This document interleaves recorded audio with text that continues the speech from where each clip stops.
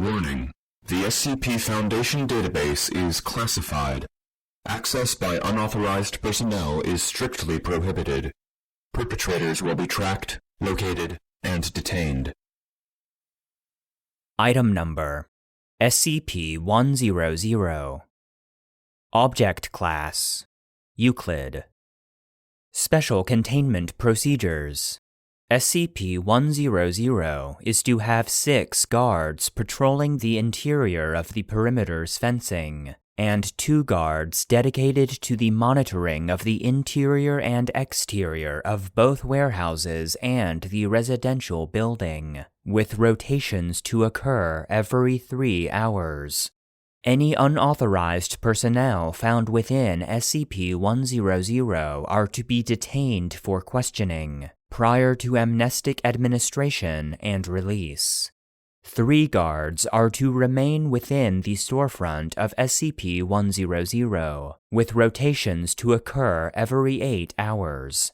The storefront front entrance is to remain locked at all times, with keys provided to necessary personnel. Private property and "No Trespassing" signs are to be posted on the front of the storefront to deter any drivers from stopping at SCP-100. Any constructs SCP-100-1 creates are to be removed from SCP-100 and melted down into slag, with the exception of SCP-100-2A and SCP-100-2B. Should SCP-100-1 become uncooperative, SCP-100-2A and -2B may be removed from SCP-100 until the time that SCP-100-1 becomes cooperative again. The largest of the 2 warehouses within SCP-100 has been converted into a basic research facility. All objects created by SCP-100-1, excluding SCP-100-2A and -2B, may be used for research purposes. Testing on SCP-100-1 itself may only be conducted with written permission from the acting head researcher. Description: SCP-100 is an abandoned scrapyard 80 kilometers from Redacted. South Carolina, known as Jamaican Joe's Junkyard, Jubilee. The scrapyard covers roughly 5,000 square meters of fenced-off land, consisting of 2 warehouses, a storefront, and a small residential building, as well as neglected land and land used for storage. SCP-100 holds roughly 1,500 vehicles, both pressed and unpressed, as well as roughly 1,400 kilograms of separate scrap, estimated to be worth $5,000.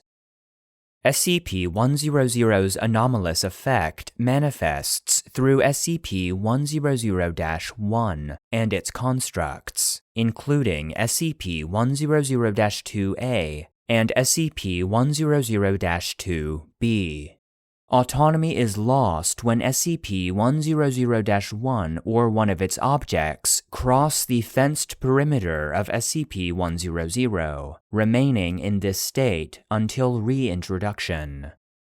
SCP-100-1 is an autonomous, sapient, humanoid construct consisting mostly of copper piping, uninsulated copper wiring, and aluminum cans. SCP-100-1 lacks the ability for written or verbal communication. However, it possesses the ability to communicate using rudimentary sign language.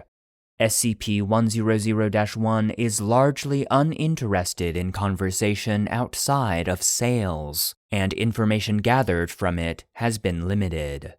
SCP-100-1 appears to possess skill in craftsmanship, demonstrating the ability to operate tools such as arc welders, drills, and power saws, as well as heavy machinery such as car compressors and forklifts. SCP-100-1 possesses the ability to create autonomous constructs similar to itself, using material available within SCP-100. SCP-100-1 tends to create 4 specific animals: iguanas, crocodiles, turtles, and flamingos. However, SCP-100-1 has been known to craft other species, such as domestic pets. To maintain compliance, SCP-100-1 has been allowed to keep 2 objects, labeled SCP-100-2A and SCP-100-2B. SCP-100-2A and -2B are constructs superficially resembling insects, assumed to be created by SCP-100, as they have occupied SCP-100 since its initial discovery. The names Ramon and Beatrice are welded into the backs of SCP-100-2A and -2B, respectively. They appear to operate as both companions as well as guards for SCP-100, as they patrol the perimeter of SCP-100, except during intervals of interaction with SCP-100-1. SCP-100-1 appears to follow a ritualistic schedule, repeating the same actions daily. From 0800 to 1500 hours, SCP-100-1 enters the storefront of SCP-100, seating itself behind a counter and attempting to bargain with any humans within the storefront. Occasionally, SCP-100-1 will return to the yard prematurely for reasons unknown. From 1500 to 1600 hours, SCP-100-1 interacts with SCP-100-2A and -2B, communicating using vague hand and arm gestures.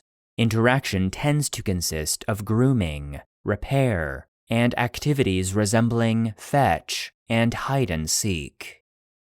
From 1600 to 2000 hours, SCP-100-1 performs various tasks, including taking stock of material within SCP-100, cleaning and maintaining tools and heavy machinery, and cleaning the interiors and exteriors of buildings present within SCP-100.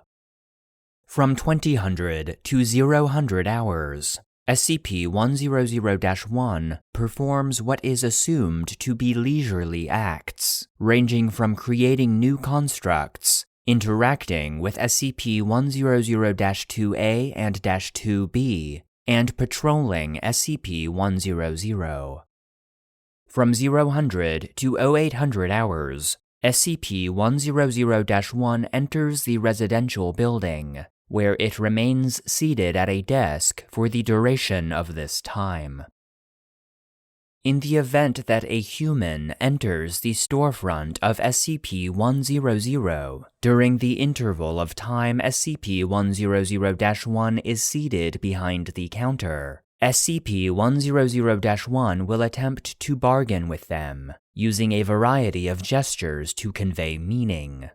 Most attempts by SCP-100-1 are to sell scrap, figures of its own creation, or repair services. However, it has been known to purchase scrap.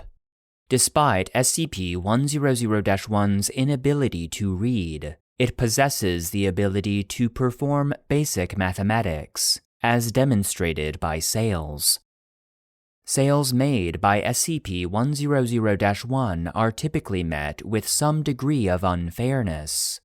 SCP-100-1 has been known to intentionally use faulty scales and contaminate scrap piles with cheaper metals, and has demonstrated knowledge of the area of effect within SCP-100, as SCP-100-1 has sold constructs repeatedly, despite the loss of autonomy when exiting SCP-100. Efforts to confront SCP-100-1 about this have been met with both distress and indifference, with referral to a sign posted on the wall reading, "No refunds, Mon," happening regardless of SCP-100-1's emotional response. SCP-100 was discovered on September 11, 1976, following reports of strange machines operating from within the scrapyard. These rumors were discredited as urban legends, and a Foundation agent was sent to SCP-100 to act as the landowner until containment was performed under the guise of property sale. A wooden privacy fence was built along the former perimeter of SCP-100. One-way windows were installed in the storefront, and a highway now running through the nearby town of Redacted redirects the majority of civilian traffic. Addendum 100-A. Records show the property is owned by one Joseph Duval, with the mailing address sharing the same name. Local utility companies report billing had stopped approximately 3 months before the discovery of SCP-100, which was found abandoned save for SCP-100-1, SCP-100-2A, SCP-100-2B, and several avian and canine figures presumed to be made by SCP-100-1. The initial sweep of the buildings revealed the residential building to be mostly bare, with the only sign of former occupants being a note found taped to the door of the storefront. See Document 100-A. Incident 100-A. On March 6, 2005, SCP-100-1 created a humanoid autonomous construct, 10 centimeters in height, the first time SCP-100-1 has done so. Significant effort was put into this construct compared to others, with greater detail applied to the construct, including facial features, and JJ welded into its back, and stainless steel making up the majority of its construction. SCP-100-1 placed the construct on the counter of the storefront for the duration of this scheduled interval, both using vague gestures to seemingly communicate with one another.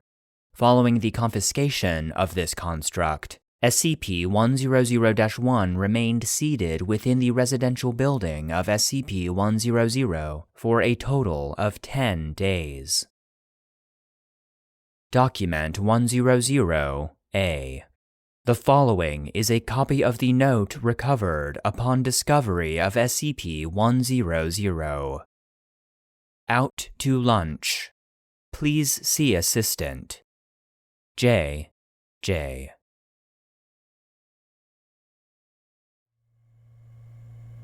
End of file. The SCP Foundation database is produced and narrated by Joshua Alan Lindsay, and SCP-100, Jamaican Joe's Junkyard Jubilee, was written by Wilt. Support for the database is solely provided by our patrons on Patreon. Please consider supporting the show at patreon.com/the SCP Foundation database to gain access to exclusive benefits, including bonus content, joke SCPs, merch, the ability to request episodes, and an invite to our private Discord server. If you enjoy the database, consider leaving a rating or review, and stay connected by following any of our social media profiles. Links can be found in the episode description.